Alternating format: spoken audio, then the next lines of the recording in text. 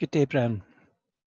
As part of the Lodge Hope of Karachi's dedication to try and ensure that we help break the social isolation during this time of COVID pandemic, we have decided to record and read some of Brother Harry Carr's papers that he has published over many years. Harry Carr was one of the English Freemasonry's leading writers, and over the years he wrote many varied topics on Masonic lectures and research. He has given permission in his final books that these can be used by lecture and research lodges to educate and ensure that our Brown can make that daily advancement in Masonic knowledge. Today I'm going to read part 1 of his paper on Kipling and the craft, and I hope you find this enjoyable and interesting. Kipling and the craft. The centenary year of Kipling's birth would seem to be justification for adding yet one more to the vast number of papers that have already been written on this subject. The need for this further essay was first made apparent to me when, in my capacity as secretary of the Lodge and editor of the Transactions, I began to receive inquiries from Brown as far away as Vancouver and Singapore, asking for materials and information which might help them to complete their own papers on Kipling. And I found, to my surprise, that while our library contains a great deal of relevant materials, there has never been a paper on Kipling in our Transactions. I approached 4 Brown in turn, each with vastly better qualifications for this task than any that I could muster, but without success, and eventually the work fell to me. My diffidence was increased when one of the brothers with whom I discussed the project said, "What, another paper on Kipling and Freemasonry? Let's hope it will be the paper to end all papers on that subject."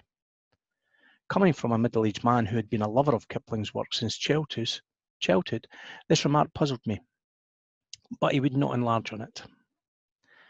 When I started to read the papers that had already been written, I began to understand, and although he may not have so intended, he had indeed provided the best reason for yet another piece on the subject of Kipling.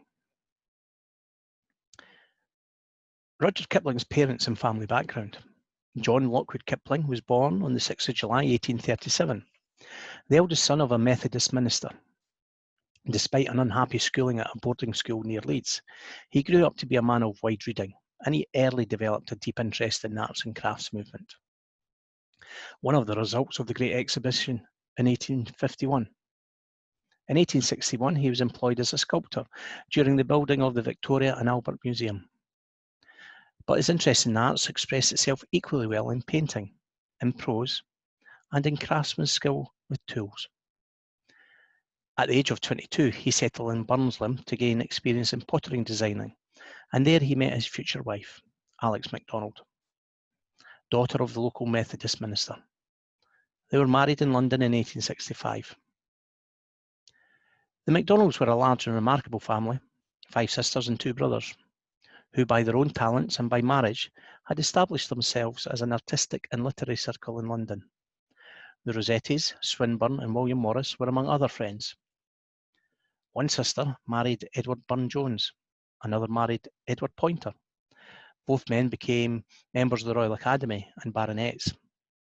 Poynter was later a president of the RA. At the time of his marriage, John Lockwood Kipling was very poor, but he had managed to obtain an appointment as principal of a new art school at Bombay, and the couple left for India soon after their wedding. It was a country where they had neither friends nor influence. Hope, health, and a zest for his work were John Lockwood Kipling's principal assets. But he was good-humoured and very likeable man.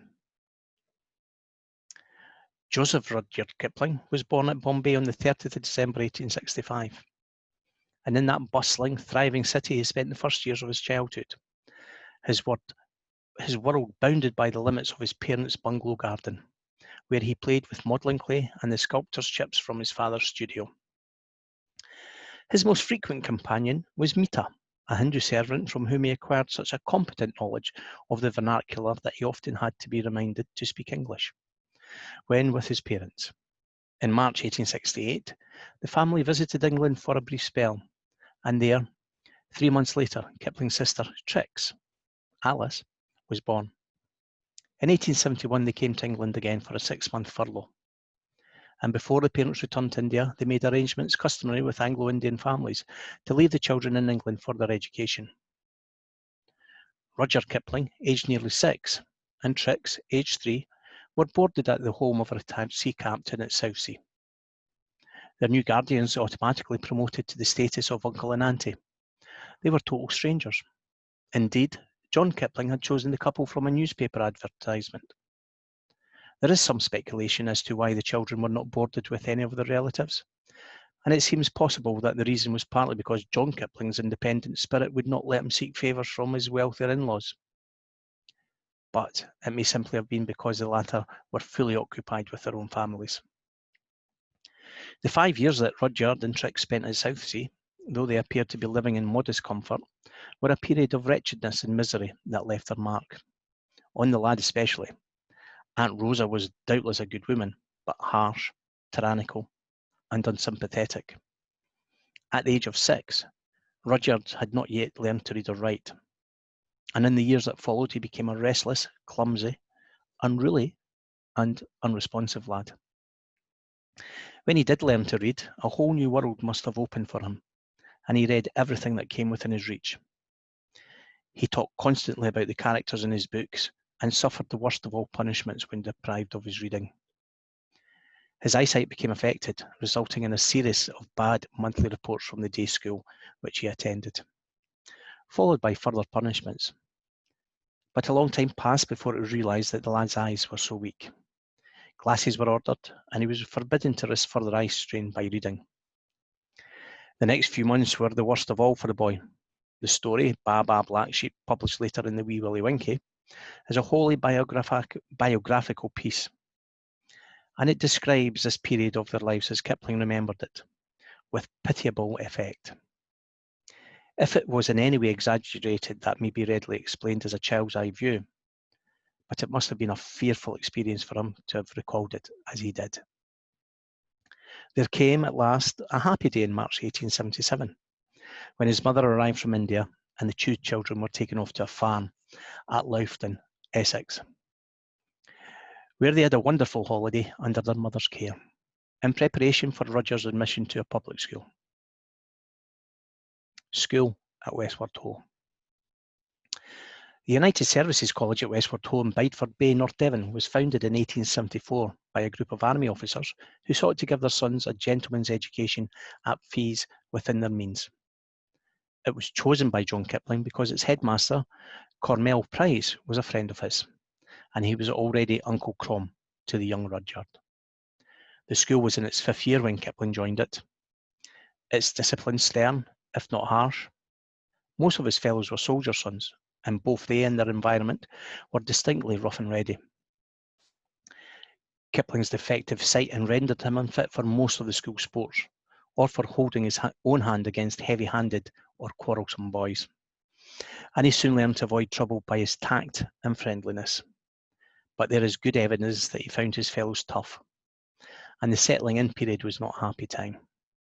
As we see in a letter from the boy's mother to Cornell Price, dated 24th of January 1878. This morning I had no letter from Ruddy. Yesterday I had 4. It is the roughness of the lads he seems to feel most. He doesn't grumble to me, but he's lonely and down. I was his chum, you know, and he hasn't found another yet. I don't encourage the rain of letters. I discourage it. At the same time, knowing that both his father and I have really an unusual twist for scribbling, and think no more of it than of talking. The lad has a great deal that is feminine in his nature, and a little sympathy from any quarter will reconcile him to his changed life more than anything. Despite the lad's facility with pen, his mother was clearly ready to believe it was an hereditary trait rather than a native skill. Very gradually, the separation from his mother and his sister were compensated for by the friends he found in this new male society. At 12, he was short for his age, chubby, with an aggressive chin, the heavy black eyebrows which so distinguished him in later life, and bright blue eyes behind thick glasses, which he wore only when he was not reading.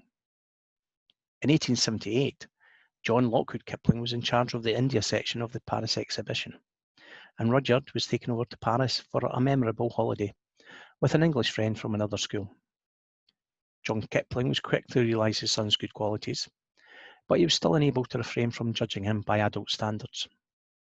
Although Ruddy was not yet 13 years old, on the 15th of June 1878, John Lockwood Kipling wrote to Cornell Price, "I find Ruddy a delightfully amiable and companionable little chap, but the way in which he only half apprehends the common facts and necessities of daily life is surprising.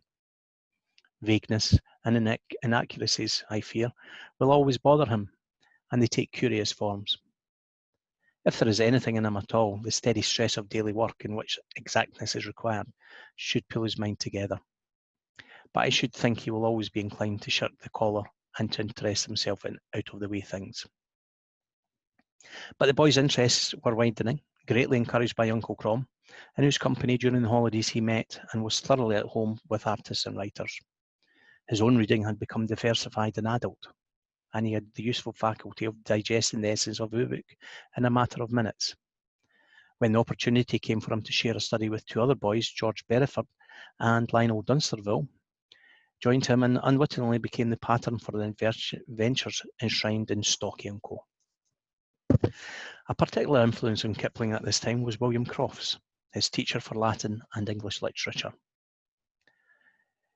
He who helped to broaden his reading, and now ranged very widely indeed. Defoe, Fielding, Smollett, Dickens, and Thackeray had been the basis of his early readings at Southsea. At Westward Ho, Milton, Tennyson, Longfellow, Emerson, Mark Twain, and Bret Harte, Carlyle, Ruskin, and Browning. And Landor's imaginary conversations were all studied and discussed, to the point where Kipling was able to write verse and tales in the style of any of his favourites. In the last 2 years of his schooling, Uncle Crom gave Kipling the run of his library, without pressure or prohibition, leaving him free to range over hundreds of volumes of verse, drama and prose in English and French. Now the head began to take a close personal interest in Kipling's studies. In 1881, his parents had arranged for the publication of a collection of his verses under the title Schoolboy Lyrics. All unknown to their author, Kipling, absorbed in his reading and writing, was clearly destined for some kind of literary career. Whether this first publication was a simple piece of family pride, or whether they foresaw a successful literary career for their son, it is certain that before the end of that year they'd made their decision, and this is shown in the letter from John Lockwood Kipling to Cornell Price. Now, a boy living in India has curiously few chances of going wrong, and especially living with his own people. I must confess, from what I've seen of Ruddy, it is the moral side I dread a breakout on. I don't think he's stuff to resist temptation. It has occurred to us that the regular daily work of a newspaper would furnish by no means a bad occupation, and I doubt not that I could get him engaged on the Civil and Military Gazette here. And on the whole, I am inclined to think that the easygoing general interest he is ready to take in all such sort of things, though the plague of his masters, who think he could do so much better if he could only work, is after all one of those affairs of temperament and constitution, which nothing can change, and must be made the best of. Journalism seems to be specifically invented for such desultory souls.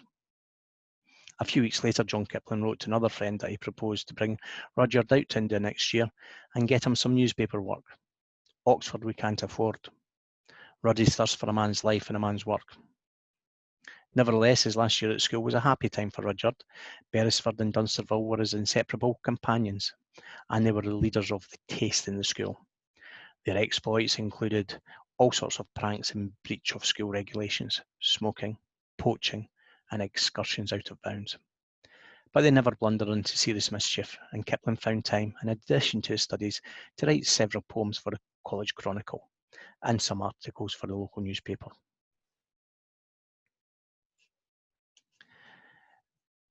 Lahore and Simla, 1882 to 1887. After 4 weeks at sea, with an exciting stop at Port Said, which made a deep impression on Kipling's imaginative mind, he arrived at Lahore in October 1882.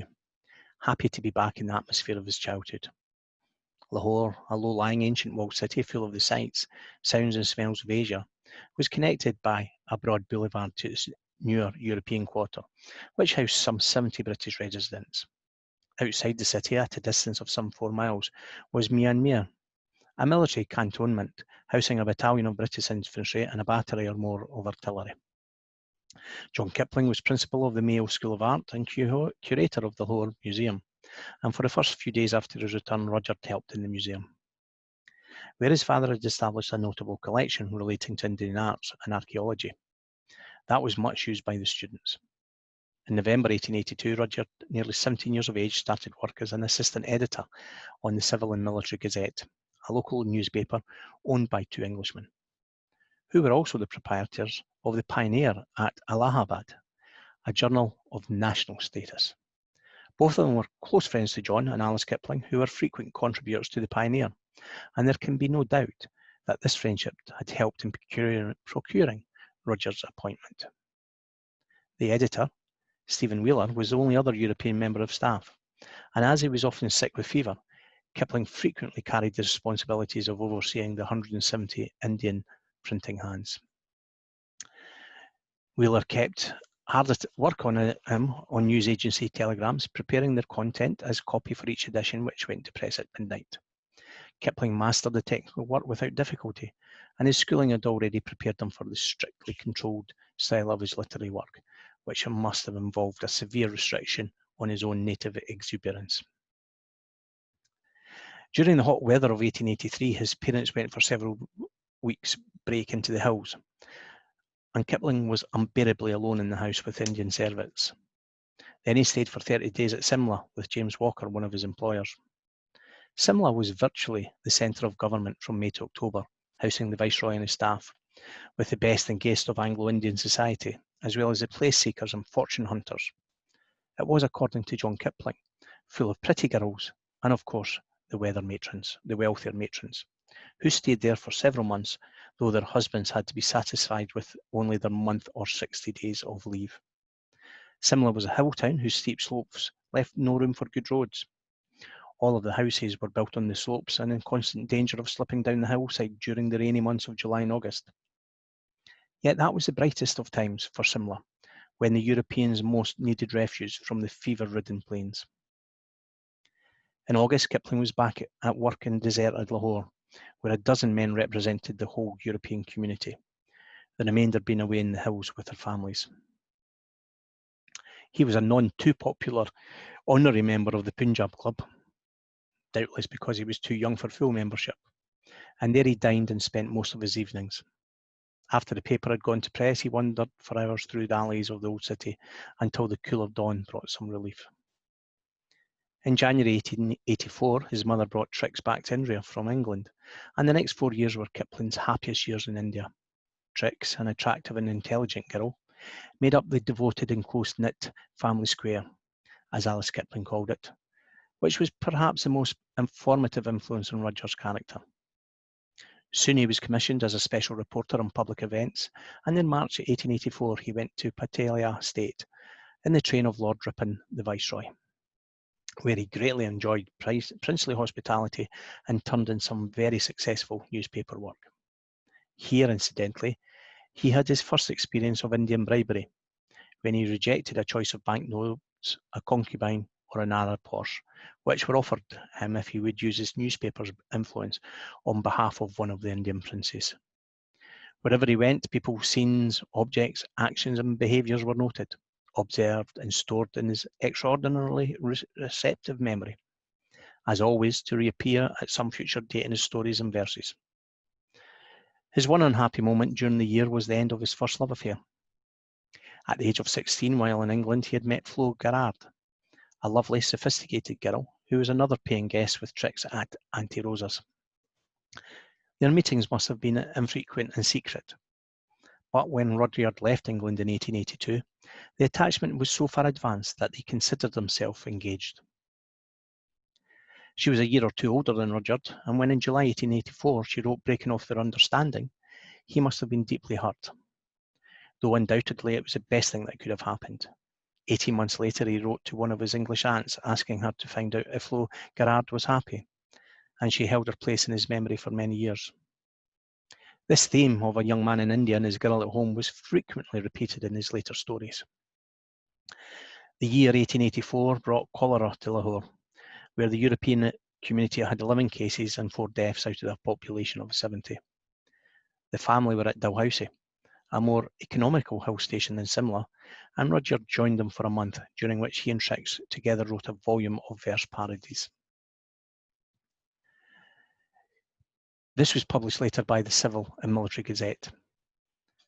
The book had a fairly good reception, and Rudyard's articles were also beginning to attract attention, though he used different pen names for his contribution to the Down Country journals. In March 1885, he was at Rawalpindi for the first big event under Lord Dufferin, the new Viceroy, when his political articles and reportage began to win him credit as a well-informed journalist. Lord Dufferin's first summer at Simla in 1885 was a turning point in the social life of the Kiplings.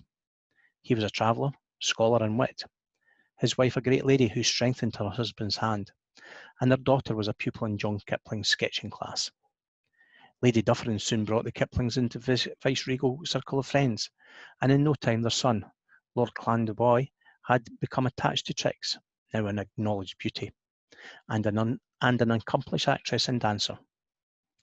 The young man was packed off to England before matters could become too involved, but the two families remained good friends. Rudyard was at Simla as a journalist on duty, and his employers insisted that he must learn to dance and partake fully in the social life, a hint which he accepted wholeheartedly.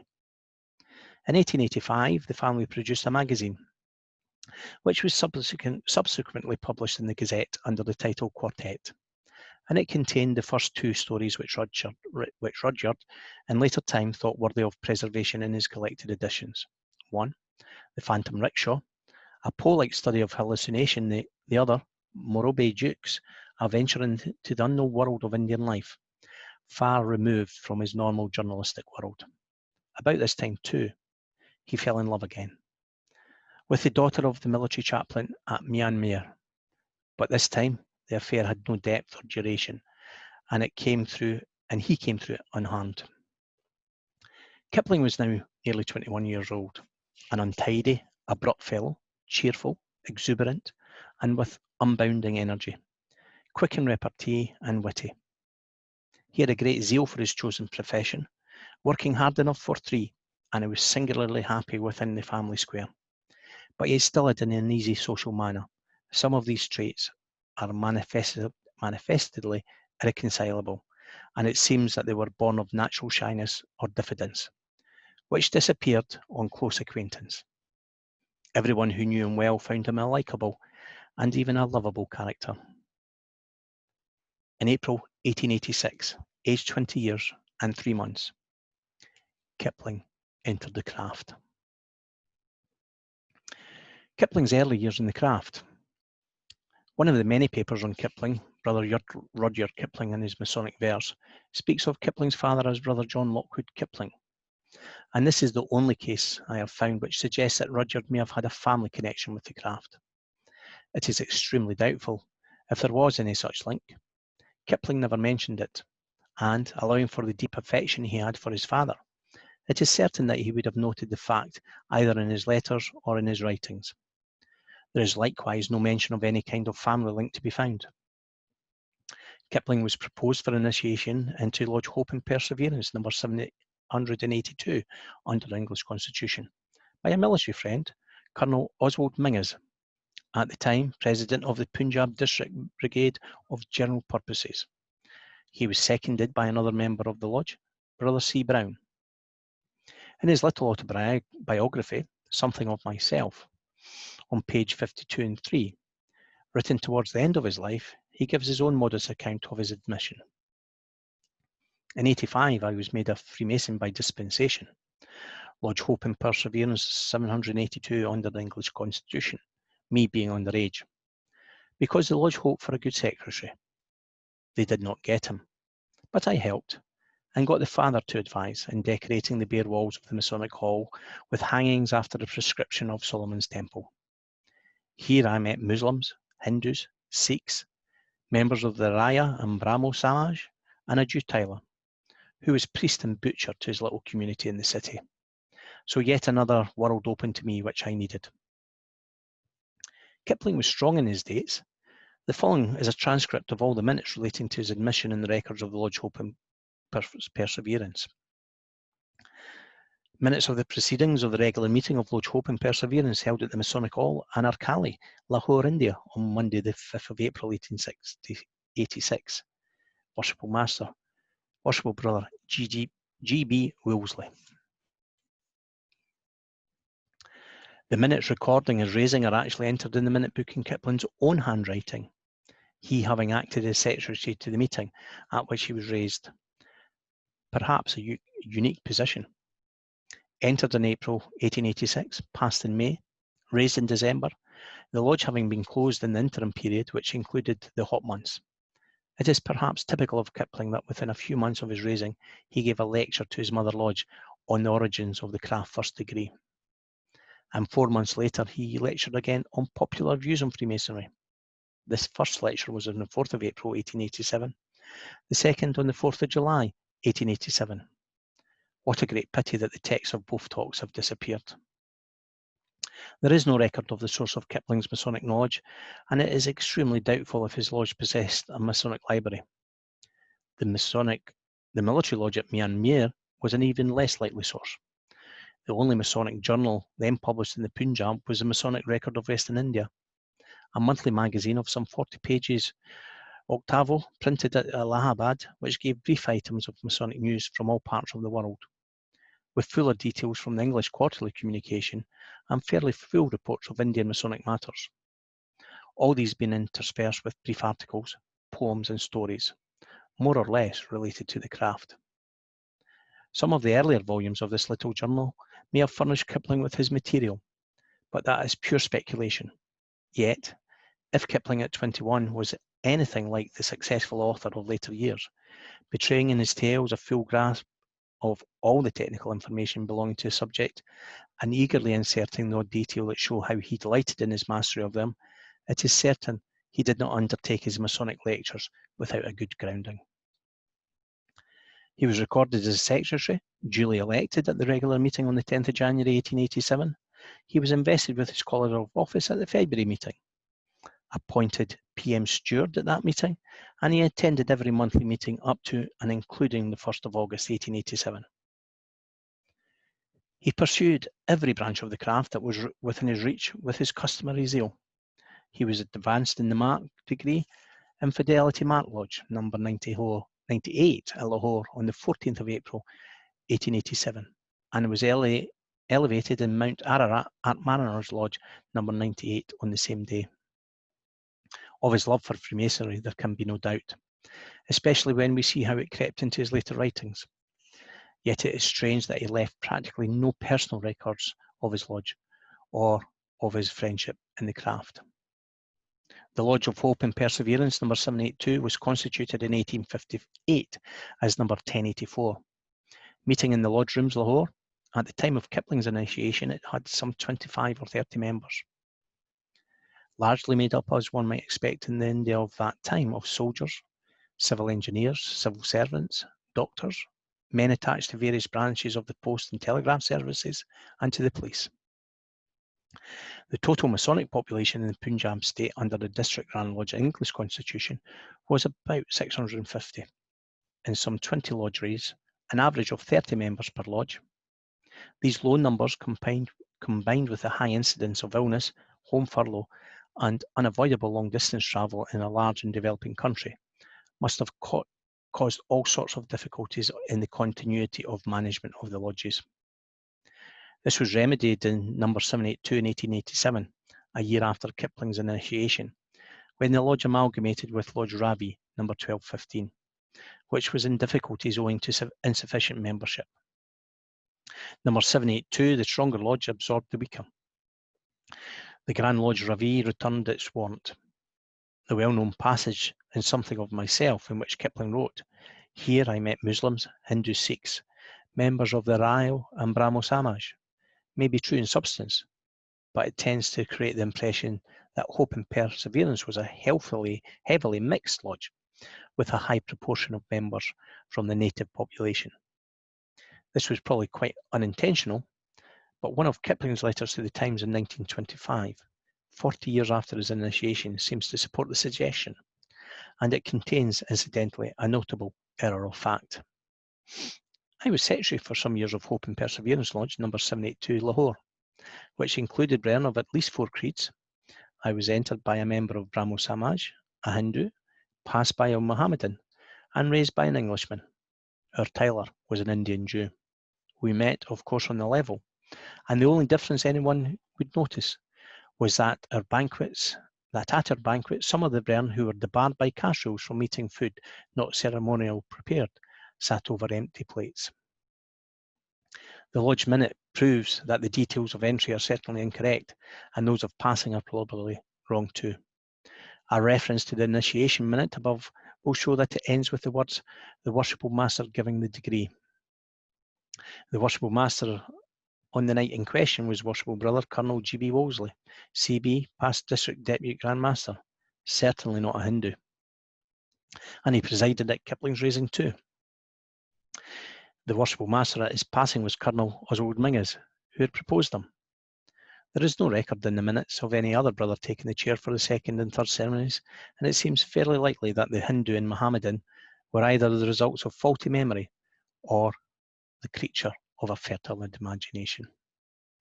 It is certain that the ability of Europeans and Asiatics to meet on the level in the lodge room, without distinction of class or colour, race or creed, had made a very deep impression on Kipling, as witnesses his poem The Mother Lodge, which was founded on that theme. And this may well explain the momentary lapse in the accuracy of his memoirs. The records show that there were, in fact, at least 4 non-European brethren in the lodge at that time, as follows: Bikrama Singh, profession not stated; Muhammad Hayat Khan, Assistant Commissioner; Protel Chatterjee, pleader in the Law Courts; Gopal Das, UCS. The Kipling file in the Grand Lodge archives contains annual return made to the District Grand Lodge of the Punjab by the Lodge of Hope and Perseverance on the 31st of December 1886. The lodge had evidently been suffering from secretarial troubles at that time. And this particular return is especially interesting because it was compiled and signed by Kipling himself as acting secretary only 8 months after his initiation and less than 4 weeks after his raising. Kipling's return shows a total of 24 members in the lodge, including the 4 named above. But his return is certainly incomplete. B.C. Jusawala, a merchant, joined the lodge in 1884 and was still in the role 5 years later. But he does not appear in Kipling's return. Dr. Brijlal Ghose, R.B., assistant surgeon, joined the lodge in 1879, and there is no record of his resignation. But he too is omitted from Kipling's return, though he is regularly shown in high office at meetings of the District Grand Lodge and its committees during the period of Kipling's association with the lodge. It is strange that Kipling left practically no record of his personal impressions and recollections within his own lodge. Stranger still, perhaps, that none of the Masonic allusions in his verse and prose can be deemed strictly autobiographical. In later years, after he had achieved world fame, he avoided all discussions of his private affairs with strangers and shunned that kind of publicity like the plague. This facet of his character arose directly from the success which made him a target for all who could profit from his words. But that was not the case in his youth, when he was still shy, ill at ease, and finding it very difficult to settle into the adult society of Lahore. For a youngster, indeed, an unforgettable experience, and when, towards the end of his life, he wrote about his initiation. So yet another world opened to me, which I needed. He was referring not so much to Freemasonry, the craft itself, but to the little group of brethren who had opened their doors to him. He made it his business to learn about the craft, because as a writer, that kind of approach was second nature to him. That he found it in every way admirable is constantly revealed in his writings. But his zeal for the craft was not centred in its organisation or its ritual, and one may doubt if he would ever have reached the chair, even if he had an opportunity to do so.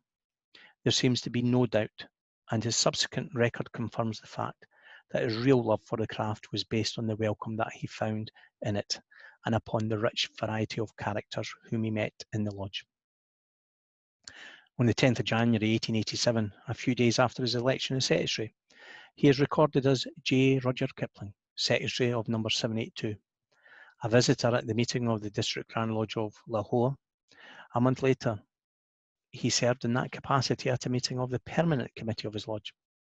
It is reasonable certain that he found time to visit the lodge at Myanmar, St. John the Evangelist, number 1483, where two of the members were Sergeant Captain Terence Mulvaney and Lieutenant Lou Lloyd at Royal Artillery, whose names are immortalised in Soldiers 3.